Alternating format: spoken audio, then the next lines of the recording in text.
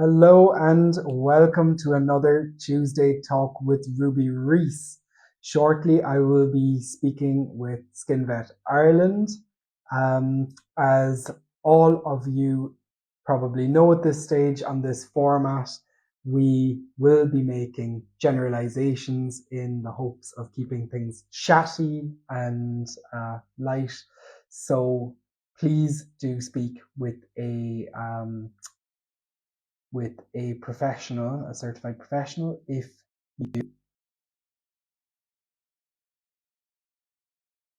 any of the opinions shared this evening are not prescriptive to you or your situation. And Kathryn is already on the line. Welcome, Kathryn. I'm very well, thank you. Hi, Killian. How are you? Would Good. you do us the pleasure very of well. introducing yourself? I will.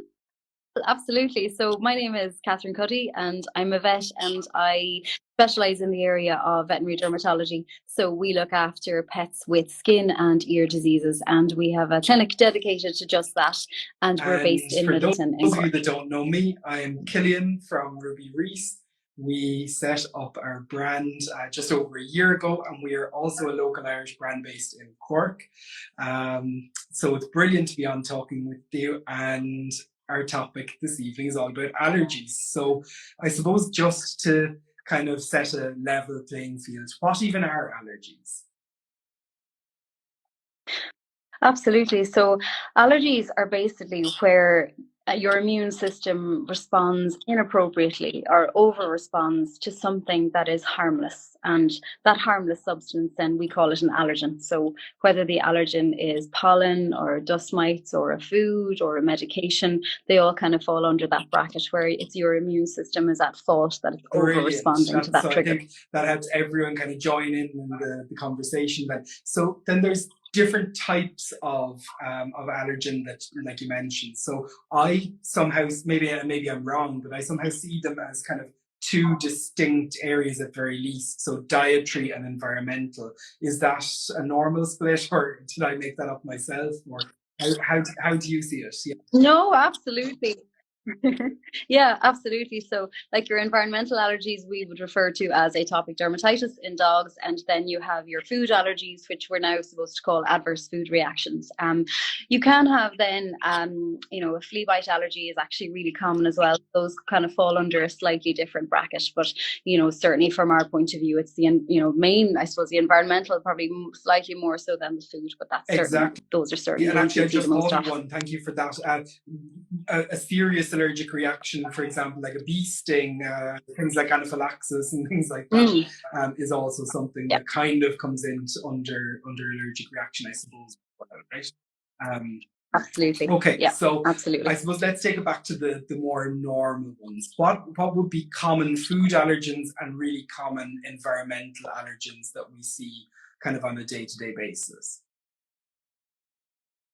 Yeah, so in terms of the food, I suppose we have studies that kind of have looked at looked at all the data to try and answer that question. And certainly it seems from the studies that chicken, beef, wheat and dairy are the big four. But like we would have seen pets with lots of other kind of random ones, like peanut butter or, kind of fruit and veg sometimes. So we'd see a lot of other things outside of those as well. And the environmental, it's the same as ourselves actually.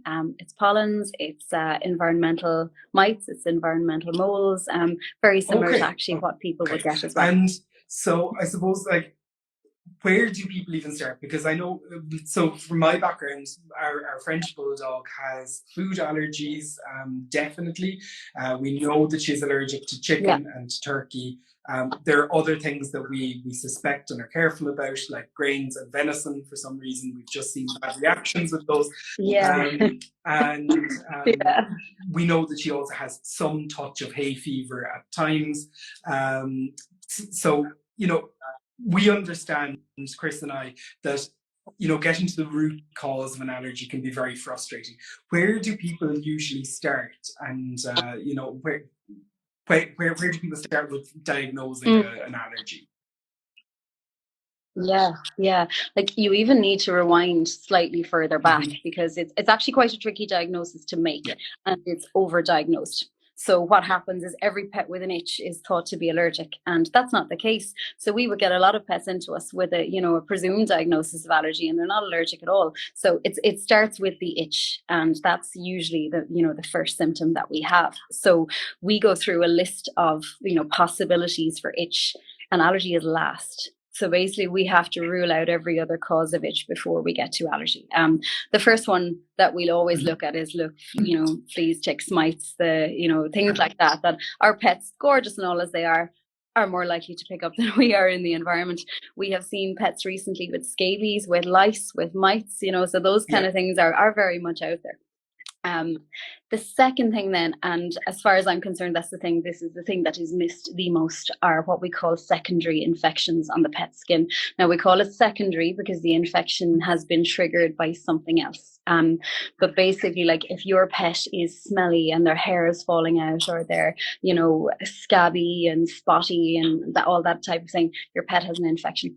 And now they may have allergies that trigger the infection, but it is the infection that's making them suffer. And it's the infection that needs to be kind of resolved first.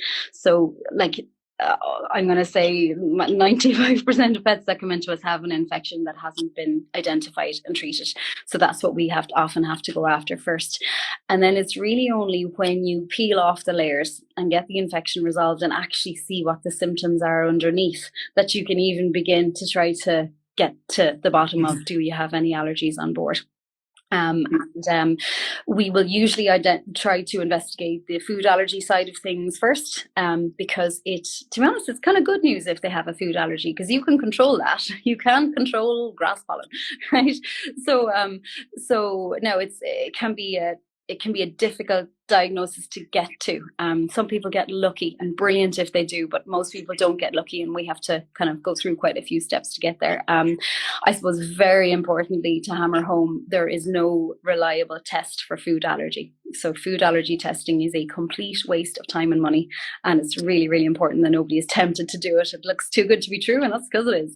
So we have to do what we call an elimination diet trial, and we have to be really careful about the food we select to do it. And then we have to do that for a certain length of time. We've got to do all these other things in the meantime too. We have to control the pet's itch. We have a couple of things usually going on at the same time. We do our food trial. It's a yes or no answer.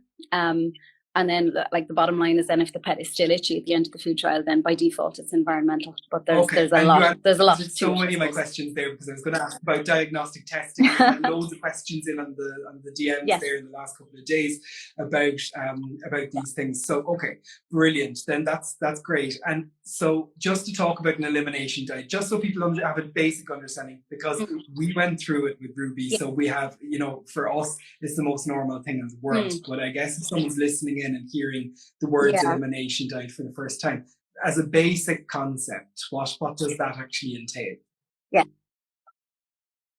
So what we want to do is we want to feed the pet a food that they are very, very unlikely to be allergic to. So we want to get all of the other possible food allergens out of the pet's system, right? Just get rid of the whole lot. Of course, we still have to feed them something. So we want to feed them a food that they're very, very unlikely to be allergic to. And it can depend on the pet which food that we pick, right?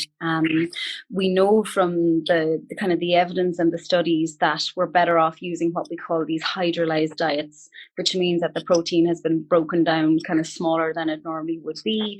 But that doesn't suit every pet, so it is a kind of an individual thing what food that we pick. It's not as simple as just bouncing around between different ingredients, for the purposes of doing the trial. Now, absolutely, if you've got a diagnosis, then you can go kind of looking at kind of single ingredients and things like that.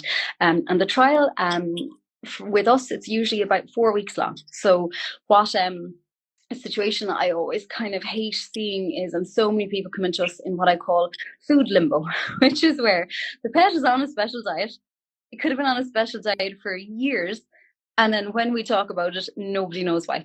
And nobody knows if any food has made the pet better or worse. And that is such a frustrating position to be in. You want to, so with this food trial with us, it's short, right? And we know we can shorten it down to 4 weeks.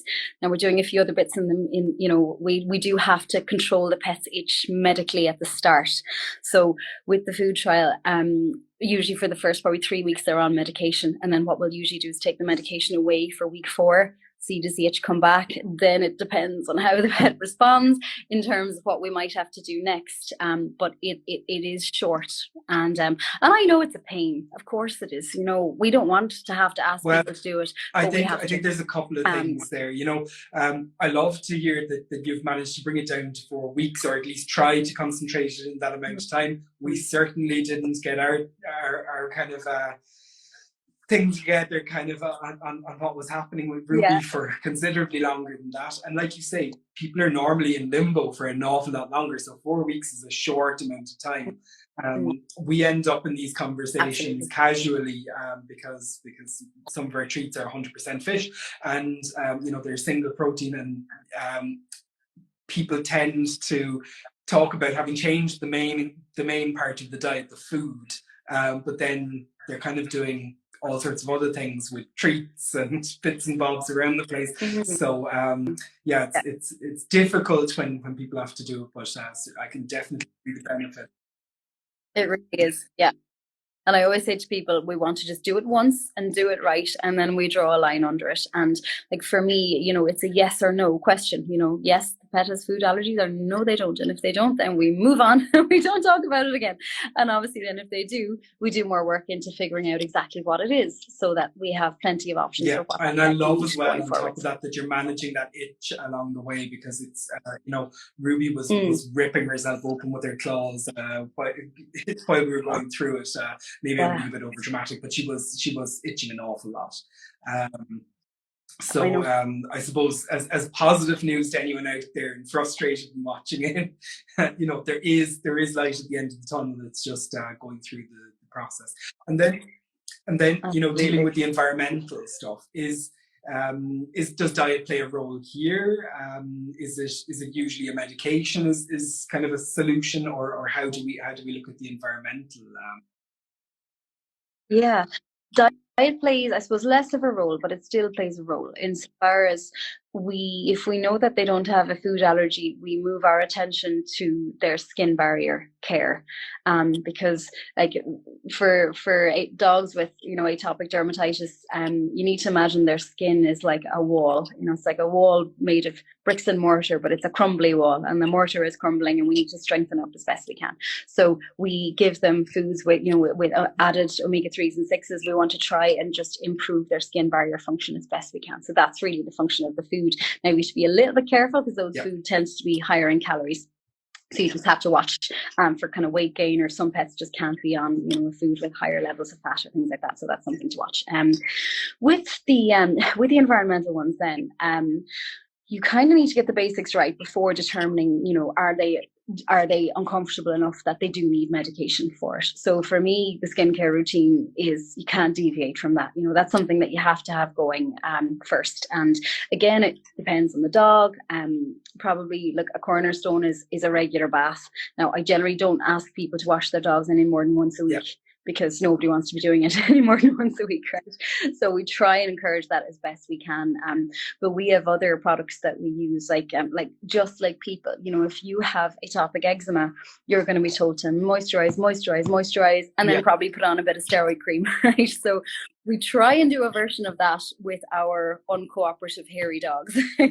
So we have different product formulations. We've sprays or mousses or ointments, and we try and kind of, select a routine that is going to be workable for the pet and for the owner, in the home environment. And really then, like, once you've got a skincare routine going, then you do have to establish, okay, is this pet still, are they still really itchy? Are they still uncomfortable? And if they are, then you may have to reach for allergy medicine at that point. And it depends then, some of them just need a small bit every so often, or some of them need to be on it maybe for the summer months, or you have some misfortunes then who do do need to be on it year round, that they're just exactly. And again, actually, I need to point out, because for anyone that watches this regularly, it sounds like Ruby has everything in the world, and that's just not true.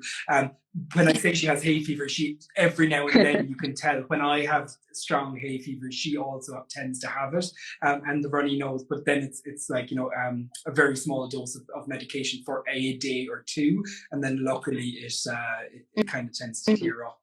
So that's just for the regular viewers out there, because people must think Ruby has 4 heads at this stage. And talking actually about breeds, so do we see allergies in some breeds more than others, or is that yeah? French bulldogs, funnily enough.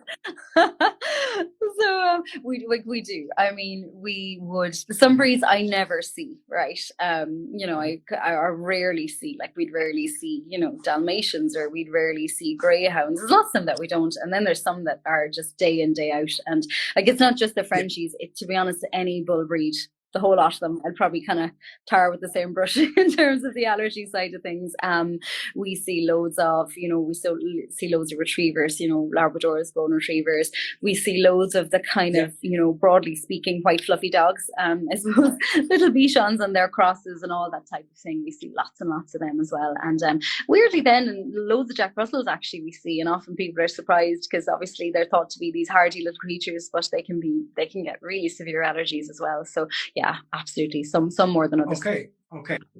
And I suppose, like, another thing, and I'm kind of going towards the more topical things now here, but ears. Yeah. So I've heard in the past, and I'm sure lots of people have heard in the past, that the dogs detox through their ears, or they present that they're detoxing through their ears with overproduction in wax, or yeast infections, or other infections in the ears. Is there any truth to that? Is it a weak point in the immune system? What do you feel about that kind of stuff? I wouldn't say they detox, but the ears do self-clean. And we know that. So, you know, the ears, obviously they're lined by glands all the way down to the eardrum, and they've done studies where they injected dye into the cells in the ear, and they saw the dye traveling up the ear over the course of a few days in a kind of a spiral fashion. So we know the ear will clean itself from the eardrum out. So a normal ear is clean, basically. Now, a dog's ear look like dogs. It's probably always slightly grubby, but it shouldn't really cause any problems, and it should look after itself. And if it's a case that a dog is having, you know, persistently dirty ears or persistent ear infections, there is a trigger for it. It doesn't just kind of happen by itself. And I suppose for most of them, it is allergies that trigger it. Now there's other conditions as well. Like any skin condition can affect the ears, bottom line, right? But I suppose allergy is one of the most common things, so then it becomes one of the most common triggers of ear issues. And the reason for that is the allergy, like eczema, is the best thing to compare it to. So if you imagine the skin down the ear, it's all red and itchy. The ear doesn't clean itself. The self-cleaning mechanism just shuts down in that situation, and then the ear starts to get dirty because it can't self-clean. And it's a fairly short leap then towards getting recurrent ear infections because that ear isn't self-cleaning. And there comes a point then, and I suppose like we I spend a lot of my week with a camera in dogs' ears, basically, right? Because that recurrent ear infection situation can become a massive problem, and it's awful for the dog. And in that situation, I had a little dog in today, and its ears had been relentlessly at it for the past year, and it was just absolutely miserable with it. So now we do. If the dog's allergy symptom, if the main symptom is in the ears, we have to go at it slightly differently to how we would, if its main symptom was an itchy body or itchy feet or whatever else, because we find ears don't respond well to your usual allergy medicines. They just don't. Number one might be because they're completely impacted, and that's what we spend a lot of our time doing is cleaning out ears and taking out all the stuff that's just clogged and lodged in the bottom. But as an ongoing issue, just like people with eczema, some steroid in the ear twice a week works incredibly well to keep the problem at bay. and to prevent it from happening. I've digressed slightly from your question, but ears ears are one of my favorite subjects. I think because you can't always see into the ear, I think it's also a kind of one of those areas that people, a bit of mythology seems to come out there. And like I said, it's a phrase that I heard, that the detoxing. So it's always interesting. And then I suppose you mentioned as well the harvest mites and the fleas. So are there usually allergic reactions to these, or are these just a parasite on their own, or what's the deal with them? Someone actually asked a question as well during the week about harvest, which is topical for now. Yeah, absolutely. Yeah, they can, and they can be fierce problematic actually at this time of year. And the problematic stage with them is actually the larval stage. So the larval stage of the harvest mite is parasitic. And what it'll do is it'll hop on to the nearest mammal for 2 to 3 days and feed off it.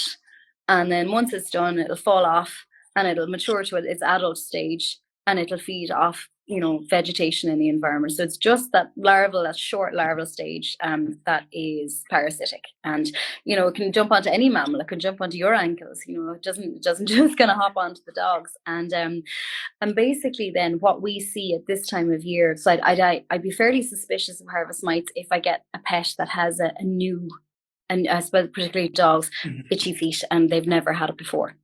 So again, the temptation would be to be like, oh, maybe you have allergies, but then you're like, well, actually, maybe their feet are just covered in harvest mites, and they are visible just about, right? You have to look really, really closely. They're kind of pinpoint, but they're bright orange. So they are, if you know what you're looking for, you'd actually kind of spot them easily enough. And they are I think most dogs don't have any issue with them, to be honest, because loads of them must pick them up when they're out and about, and it doesn't seem to cause a problem. And I think it only seems to cause a problem for, a small minority of them. And it's more so that they're sensitized to the bite of the mite, that it bites them to take its feed. And it's that inflammation, that reaction starts. And that seems to be more the issue for, I think, probably only a minority. Because otherwise we'd have every single pet in the country with itchy feet this time of year, and we don't. So in terms then of like what we do about them, they are tricky. I kind of say initially, could we just try and see, could the pet not pick them up in the first place? And like what you could do is you could change your walk this time of year. So we know they're more active during the day, and on the kind of hot, dry days, the harvest mites, the clue is in the name, isn't it? So you could change up your walk if your pet's having problems with them, and maybe go, early morning or late evening or something like that. And maybe change up where you're going walking. So if your pet is picking them up in a certain area, just go somewhere else. It does seem to be that there's just kind of pockets of them in the environment. It's not like there's a carpet of them everywhere you go. So I try and see, could we just not pick them up in the first place? There are then, like, we don't have what we call a licensed product, right? So when we prescribe as vets, we're obliged to follow the licensing for products, and something called a cascade. So we have to use products in a certain order. We've no licensed products. We have no product that's written on the front. This is for harvest mites, and it's kind of thought and assumed that the other parasite products, whether it's for fleas or ticks or whatever, will also treat them. There's nothing really to stop them from jumping onto your pet, other than if you put boots on them, and most pets don't like boots. So that's usually not something I'd routinely recommend. So it is kind of expected that our usual flea and tick products would kill the harvest mite after, a couple of hours, and then it would fall off. I am slow to recommend, there are various kind of fipronil based sprays and things like that, that you spray on the parasite. I'm gone slow to recommend those because of the environmental impact of products like that. So we know from, and I don't know if the research is done here, but I know it's done in the UK, where they were looking at residues in the waterways of these products, and they're all banned in agriculture. So the only use of them is in pets. And I think something terrible, like 99% of the samples that they took from waterways were contaminated with fipronil. Imidacloprid is another one, 60% of the samples. So for me, I'm extremely hesitant about prescribing those products now, because that's how they're getting into it. And you just assume it's the same here. So I would prefer, and the harvest mite will drop off, and it'll be gone in 2 or 3 days anyway. So if your pet's having a problem with them, you could just, keep them away from those areas for 2 or 3 days, and then they'll all fall off anyway. And if they need treatment, if they've had the kind of allergic reaction to it, often we'll just give them a small little bit of steroid. Like steroid is, some people are very scared when I say steroid, but steroid is an incredibly valuable medication for something like that, and it will work so fast, and they'll get a small, really safe dose, and it'll work really fast to sort the problem. Brilliant. And I suppose, like, the last question on mites, I promise. They don't transfer from dog to dog and from dog to human or anything. So there's No. nothing to really be concerned No, about. not those particular Okay. ones. Exactly. Yeah, no, it's So, not. No. keep calm and hope your dog doesn't react badly to the mites if they already have them. Otherwise, know. avoid getting them in the first place if possible. And I suppose just to wrap things up with small, because I don't want to take up your whole evening. What should people be looking out for if they think that they've got? Obviously, don't jump to conclusions that your dog is allergic to everything first and foremost. But what signs are really showing if you've already, I suppose if they're itching and you've tried defleeing already, and that's there's no evidence of fleas, that could be one of the things. But what other things can people be looking out for, just to have an idea? Yeah, but with allergies, we expect certain areas of the body to be involved, and equally certain areas of the body not to be involved. So I suppose working from their kind of, nose down, ear infections, as we said, are common.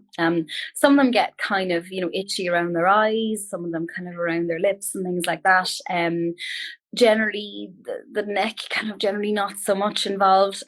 Armpits are a big issue for them, so they'll often be itchy there. Then almost all of them will have itchy feet, and actually, when I say itch, like if your dog is licking their feet excessively, they're not cleaning them. Dogs don't really care if they're dirty or not. A lot of people will say my pet licks their feet and it's a habit, and they're grooming or they're preening, a cat shouting in the background. They're not, they're itchy, right? So feet, kind of tummies, then kind of tummy, inner thigh, and often kind of under their tail where their tail joins their body, and that's problematic then in the bull breeds because they have more folds, and the tail fold and the facial fold, that all kind of ties in. So those particular areas. But certainly, if they're smelly, if they're losing hair, they're spotty, they're scabby, all that type of thing. Look, they're probably allergic, but they have infection on top of it, and they're so bad because it's the infection that's making them that way. And I suppose then, this is something that we do routinely in our clinic. We take samples from the surface of the skin and look at them, with the owner right there beside us, and we can see that infection that's there.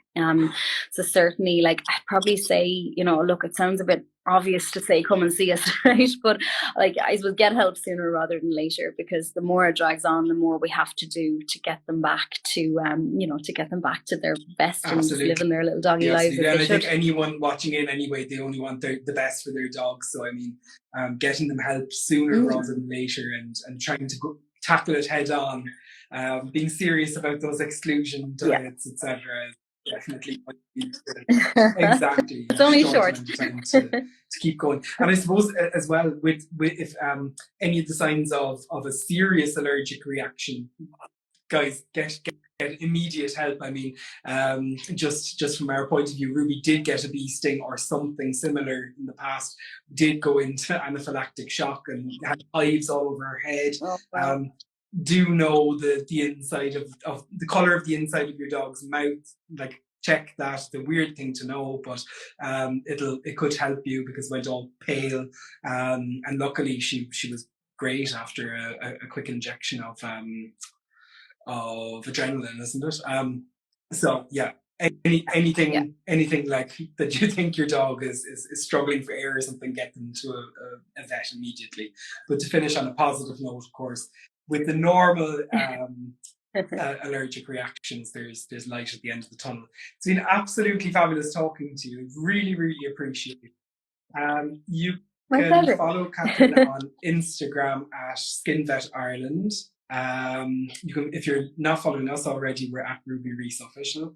Kathryn, I really, really appreciate your time. You're a mine of information. I feel talk to you for hours. So, Thanks a million for coming on and sharing. not at all. My pleasure. Absolutely. We'll talk to you soon. Thank you very much.